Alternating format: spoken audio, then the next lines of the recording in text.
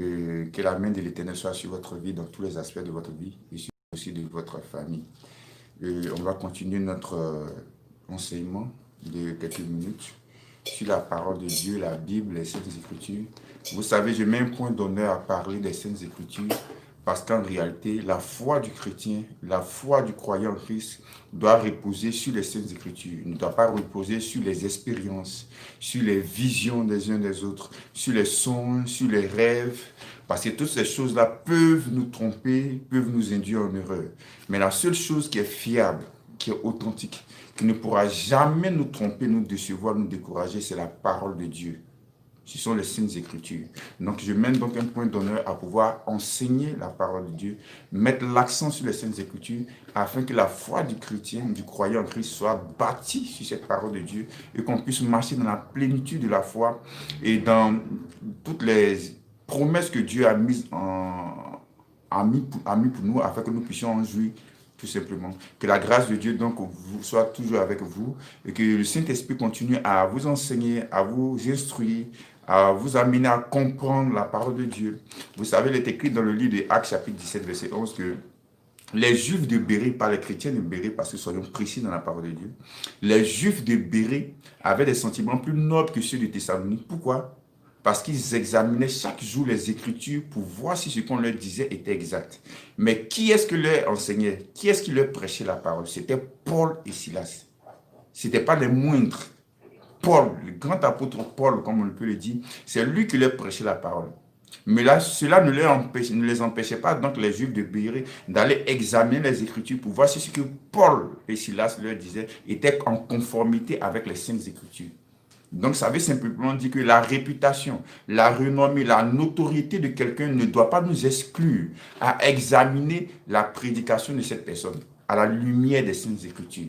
Donc, c'est notre responsabilité, nous, enfants de Dieu, de pouvoir examiner nous-mêmes, pour soi-même, les Saintes Écritures. C'est très important. Donc, on ne base pas notre vie chrétienne sur les expériences des uns des autres, sur les rêves, les sons des uns et des autres, mais plutôt sur les Saintes Écritures, la parole de Dieu, qui est la vérité de Dieu, qui est la pensée exacte de Dieu. Vous savez, Paul pouvait dire dans Romains 10, verset 2, puisque c'est lui l'auteur du livre de Romains, il a dit « Je rends le témoignage aux Juifs qu'ils ont du zèle pour Dieu, mais sans intelligence, sans connaissance juste, précise, correcte de Dieu. » Le mot intelligence ici, c'est en grec, c'est epignosis. Donc, sans connaissance juste, précise, correcte de Dieu. Donc, il ne suffit pas d'avoir seulement le zèle, d'avoir la dévotion pour le Seigneur. Mais il faut que cette dévotion, ce zèle, soit fondé sur la connaissance précise, juste et exacte de Dieu. Sinon, cela sera en vain. On va rentrer dans une forme de frustration, de découragement, de déception, d'amertume. Donc, moi, ma motivation, c'est d'amener le peuple de Dieu, le chrétien, à pouvoir soi-même ouvrir la Bible, lire les Saintes Écritures et comprendre les Saintes Écritures pour soi-même, afin qu'on puisse marcher dans cette plénitude de la foi et vivre les promesses que Dieu en réserve pour nous. Gloire à Dieu. Donc, Jean chapitre 5, verset 39, c'est le Seigneur Jésus qui parle ici. On va écouter ce qu'il dit. Jean chapitre 5, verset 39. Donc, Jésus ici est en train de parler, s'adresser aux Juifs. Il va leur dire ceci. Vous sondez les Écritures parce que vous pensez avoir en elles la vie éternelle. Ce sont elles qui rendent témoignage de moi. Jésus est en train de simplement dire ici que vous, les Juifs, vous passez du temps, du matin au soir, à sonder les Écritures, à étudier la parole de Dieu avec dévotion.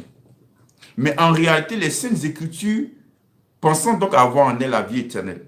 Mais en réalité, dans les Saintes Écritures ne se trouve pas la vie éternelle. Donc les Saintes Écritures, la Bible ne donne pas la vie éternelle. Mais les Saintes Écritures rendent témoignage de moi. Les Saintes Écritures parlent de moi. Les Saintes Écritures révèlent Christ. C'est ce que Jésus est en train de le dire. Regardez le verset 40. Et vous ne voulez pas venir à moi pour avoir la vie. Donc la seule manière pour avoir la vie, c'est de venir à Christ. Parce que c'est en Christ que se trouve la vie éternelle, la vie Zoé, la vie de Dieu, la vie qui est surnaturelle, qui dépasse l'entendement humain, qui dépasse la raison humaine. Cette vie-là se trouve qu'en Christ seul. Donc les Saintes Écritures, en réalité, il n'y a pas la vie. Non. Mais les Saintes Écritures nous présentent Christ, nous révèlent Christ. Donc les Saintes Écritures, c'est un livre que Dieu nous donne afin que nous puissions voir dans les Saintes Écritures, voir dans ce livre-là Christ. Donc le message de Christ. Donc les Saintes Écritures nous présentent Christ. Donc, dans les Saintes Écritures, il n'y a pas la vie éternelle. Non. Mais dans les Saintes Écritures, il y a Christ qui est caché, Christ qui est révélé ensuite. Et c'est maintenant toi qui dois mettre à fond Christ pour avoir la vie éternelle. Non, c'est important. Donc, en tant que chrétien, on ne doit pas utiliser la Bible comme étant ce livre-là, comme étant un talisman. Parce qu'il y a des gens qui prennent, des chrétiens qui dorment avec la Bible, comme chevet, comme sommier, comme coussin. Disait, non, si je mets la Bible à côté de moi pendant que je dors, les démons ne vont pas venir m'attaquer, le diable ne va pas me faire du mal. Non, ce n'est pas ça. La Bible n'est pas un talisman. Et même le diable même connaît aussi les Saintes Écritures. Il est capable de pouvoir te réciter beaucoup de versets. Donc la Bible en elle-même, ce n'est pas ça qui constitue le pouvoir que Dieu nous donne pour pouvoir vaincre l'ennemi. Ce dont l'ennemi a peur, c'est de Christ. Donc la Bible va te révéler Christ et toi tu vas croire en Christ. Et lorsque tu vas croire en Christ, tu auras la vie éternelle. Et comme tu es en Christ, tu es protégé, tu es gardé par Dieu et par les anges. C'est pourquoi Jésus va dire dans Jean 3, verset 36, nous allons lire. Jean 3, verset 36. Celui qui croit au Fils a la vie éternelle. Celui qui ne croit pas au Fils ne verra point la vie, mais la colère de Dieu demeure sur lui. Donc c'est seulement en Jésus-Christ que se trouve la vie. C'est pourquoi dans Jean 11, face au tombeau de Lazare, Jésus pouvait dire, je suis la résurrection et la vie. Donc Jésus est la vie. En Jésus se trouve la vie. Donc ce n'est pas en la parole de Dieu, ce n'est pas dans la Bible, dans ce bouquin, donc dans ce livre que se trouve la vie. Mais dans ce livre se trouve Jésus, est caché Jésus, est révélé Jésus, est présenté Jésus, est affiché Jésus. Maintenant, à toi de croire en Jésus pour avoir la vie éternelle. C'est pourquoi je veux exhorter quelqu'un ici pour lui dire, la seule personne qui est capable de te donner la vie éternelle, c'est Jésus. Donc la Bible, c'est un seul livre, du commencement jusqu'à la fin qui te présente Jésus. C'est ce que Jésus encore va expliquer dans Luc 24.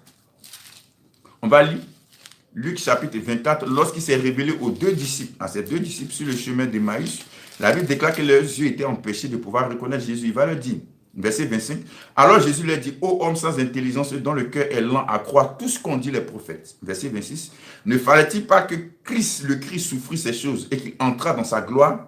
Verset 27, et commençant par Moïse et par tous les prophètes, il leur expliqua dans toutes les Écritures ce qui le concernait.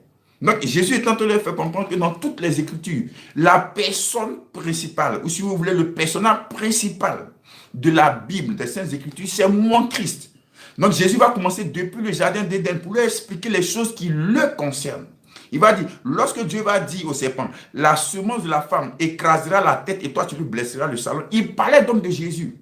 Le serpent allait blesser le talon de la semence de la femme, donc allait faire crucifier Jésus, allait faire souffrir Jésus, et Jésus allait écraser la tête du serpent, donc Jésus allait vaincre le serpent, donc le diable, allait pouvoir destituer le diable de son pouvoir, de sa position qu'il avait occupée lorsqu'il a trompé Adam dans le jardin d'Éden. Et Jésus aussi va parler aussi du serpent d'airain que Moïse a élevé, il va dire c'était moi encore que ça représentait. L'arche du salut, l'arche que Noé a construite. Il a dit, tous ceux qui entraient dans l'arche allaient échapper au déluge. Dans cette arche-là aussi, il représentait le Seigneur Jésus. Est-ce que vous comprenez? Donc, dans les 5 sacrifices dans le livre de Lévitique, il parlait aussi de Jésus-Christ. C'est pourquoi Jean-Baptiste va dire dans Jean 1, verset 29, voici l'agneau de Dieu qui ôte le péché du monde. Donc, les agneaux qui étaient sacrifiés étaient le symbole de Jésus-Christ. Donc, dans toute la Bible, du début jusqu'à la fin, c'est Jésus-Christ qui est présenté, c'est Jésus-Christ qui est révélé. Dans l'Ancien Testament, il est caché, dans le Nouveau Testament, il est révélé. Donc la Bible, c'est un seul livre, un seul message, et c'est le message de Christ. Donc on n'ouvre pas la Bible pour voir quel est le démon qui est dans la famille, qui est dans ma famille, quel est le démon qui fait que mes finances n'avancent pas. Non, on ouvre la Bible pour découvrir Jésus, pour voir Jésus, pour voir son sacrifice, pour voir ce que ça représente, ce que ça nous apporte. Donc c'est la personne de Jésus qu'on essaie de découvrir dans la Bible. Sinon tu vas toujours te tromper et tu seras toujours dans la déception. Donc on n'ouvre pas la Bible pour dire non, j'ai découvert le nom d'un démon, l'esprit de Jézabel, l'esprit de Zorobabel. Non, c'est faux. Amen. L'esprit de Marie de Nuit, l'esprit de Cyril des eaux. Non, c'est faux. Il n'y a pas tout ça dans la Bible. ce qu'il y a dans la Bible. C'est pourquoi Dieu nous a donné ce livre, c'est de nous présenter son Fils, de nous présenter l'œuvre qu'il était venu accomplir, de nous présenter le sacrifice de son Fils, afin que lorsqu'on croit en son Fils, nous avons la vie éternelle, nous avons nos noms écrits dans le livre de vie et nous serons assis dans les lieux célestes à la droite de Dieu le Père. Que la grâce et la faveur de Dieu soient sur votre vie. Que la bénédiction de Dieu repose sur vous et sur vos familles. Je déclare au nom de Jésus que l'Esprit de Dieu puisse ouvrir votre intelligence, illuminer votre cœur, afin que vous puissiez voir Jésus dans les Saintes Écritures. Nous allons continuer cela prochainement. Que la grâce de Dieu demeure sur votre vie au nom de Jésus. Amen.